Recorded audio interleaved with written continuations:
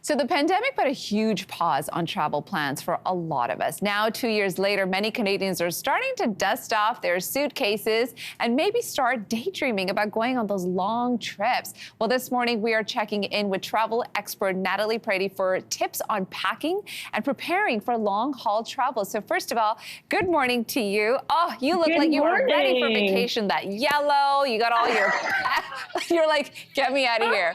Please take me with you. Get me on the first plane. Yes, absolutely. With you. Okay, let's start with the first. So a good trip starts with research. So when we are researching our location, what kind of things should we keep in mind? So this is very exciting. As you said, we are all looking at heading off on vacation, those bucket list trips. I personally am going to Australia to tick off the Great Barrier Reef from my bucket list. It's very exciting. Yeah, so we want to look at, we can't look at the weather forecast. Well, you want to look at seasons. Is it spring where we're going? Is it summer where we're going? Is it dry season? Is it rainy season?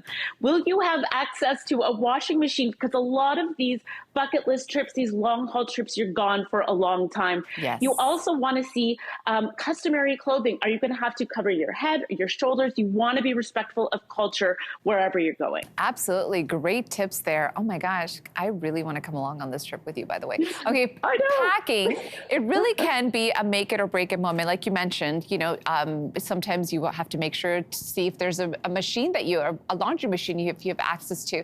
But especially if you're planning to be away for a long time. So how do you know if you should use a backpack versus a suitcase? Because it's so easy to just take the backpack, right?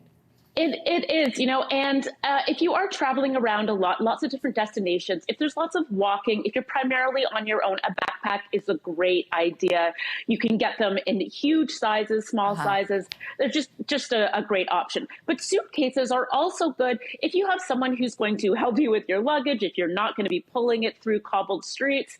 A suitcase can usually fit a little bit more, and it's a great way to keep organized when you're on the go. Okay, so I love this next hack because I actually do this, and I'll tell you what else I do. But you have this little hack where you can actually pack, and it's called packing cubes. So tell everybody about this. I love these cubes. Packing cubes. I first discovered these many years ago when we were on vacation with my in-laws, and my father-in-law saw the disaster that was my suitcase and started buying me these packing cubes. And they're great because it compresses your clothes. So that's fantastic if you're going on a long haul vacation, but it also keeps them organized. So you can put them in a drawer if you're at one place for a few days, and you know where everything is. So like these ones are color coded. You have underwear in this one, shirts in this one.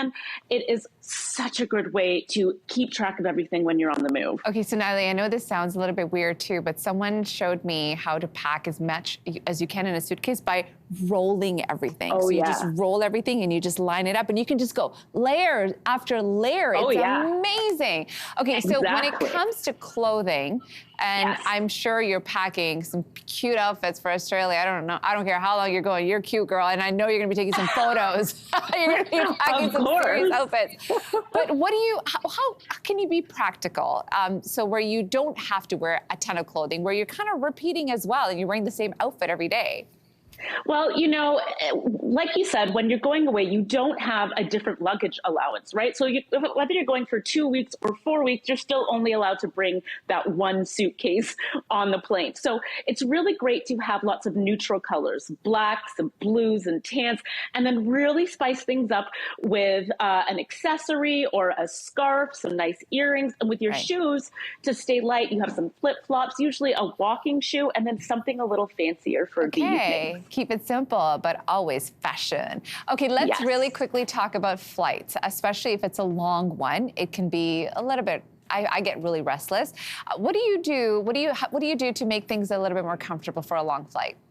For a long flight, you know, this is when you pull out all the comfort stops. If you can upgrade, this is where you use your points and you get that bigger seat. But regardless, you want to have your travel pillow. This is when you have your water bottle, your noise canceling headphones, a battery pack just in case. And, you know, you have your iPad to have your books, but also download all of your favorite shows from your favorite platform. Because if there's a big Wi-Fi malfunction, you want to make sure you've got seasons 1 through 10 of whatever you're watching right now. Yes. So you are constantly entertained, and snacks, all of your favorite snacks, snacking. just in case. It's all about snacking on those long flights. Always. Natalie, have an amazing trip. I'm not jealous at all. I will Thank definitely you. be looking for some cute photos. Enjoy. Absolutely. Thanks. Hey, thanks for watching. If you liked this, be sure to subscribe here, or you can check out more Your Morning videos right here.